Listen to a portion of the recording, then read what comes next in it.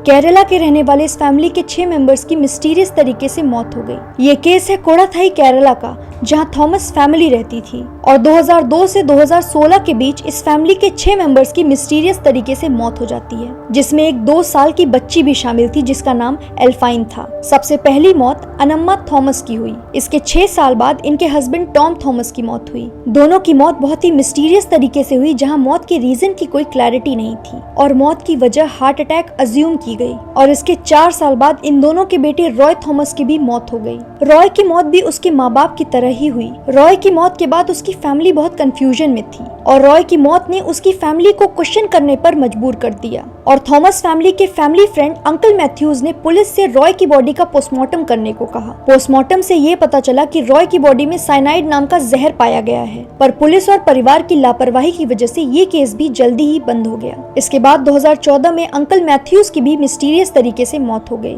इसके बाद इन्हीं के परिवार की 2 साल की बच्ची एल्फाइन की भी मौत हो गई। एल्फाइन रॉय के कजन साजू की बेटी थी और 2016 में इस केस की आखिरी मौत हुई और वो थी एल्फाइन की मां सिली की। सिली और एल्फाइन की डेथ भी बाकियों की तरह ही हुई। इतनी सारी डेथ हो जाने के बाद रॉय के भाई रोजो थॉमस ने पुलिस से रॉय के केस की इन्वेस्टिगेशन दोबारा करने को कहा और इसके बाद पुलिस और फैमिली को जो पता चला उससे पूरी फैमिली की रूह कांप गई। इन्वेस्टिगेशन के बाद पुलिस को ये पता चला कि इन सभी मर्डर्स के पीछे कोई और नहीं, थॉमस फैमिली की बहू और रॉय थॉमस की वाइफ जॉली अम्मा जोसेफ थी। दरअसल जॉली जोसेफ ने रॉय से शादी के वक्त थॉमस फैमिली से अपनी एजुकेशन के बारे में झूठ बोला था ताकि उसकी शादी इजीली रॉय से हो सके और उसको सोसाइटी में इज्जत और स्टेटस मिल सके। शादी के बाद उसने अपनी फैमिली से अपनी जॉब के बारे में भी झूठ बोला कि वो एनआईटी में एक सीनियर प्रोफेसर है। जॉली पैसा, नाम, शोहरत के पीछे पागल हो चुकी थी। थॉमस फैमिली में हर काम अनम्मा थॉमस के कहने पर ही होता था क्योंकि पूरी फैमिली और सोसाइटी में हर इंसान उनकी बहुत इज्जत करते थे। जॉली जैसे ही थॉमस फैमिली में शादी करके आई,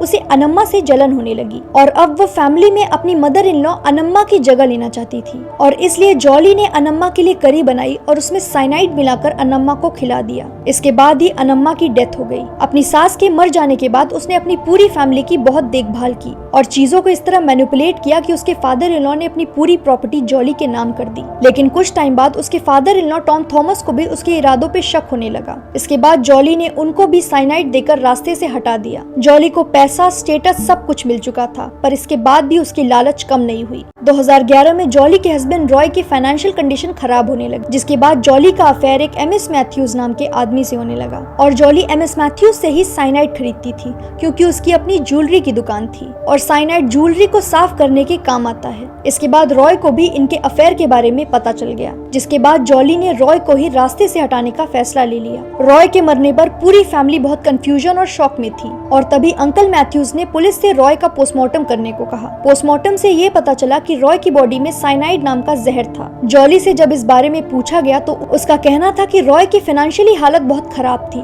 और इसलिए उसने अपनी जान ले ली, लेकिन अब भी मैथ्यूज को उस पे भरोसा नहीं था। इसके बाद जॉली ने उनको भी अपने रास्ते से हटा दिया। इसके बाद जॉली की नजर रॉय के कजन शाजू पे गई क्योंकि वो बहुत पैसे वाला था। जॉली शाजू से शादी करना चाहती थी, पर उसके रास्ते के 2 कांटे थे, शाजू की वाइफ और उसकी 2 साल की बेटी, और जॉली ने साइनाइड देकर उन दोनों को भी अपने रास्ते से हटा दिया। अपनी वाइफ और बच्ची के मरने के बाद शाजू बहुत अकेला पड़ चुका था, तो जॉली ने शाजू को अपने झांसे में फंसाकर उससे शादी कर ली। परिवार में इतनी सारी मौत होने पर रॉय की फैमिली ने पुलिस से वापस इस केस की इन्वेस्टिगेशन करने को कहा और यहीं से जॉली जोसेफ का असली चेहरा पूरी दुनिया के सामने आया।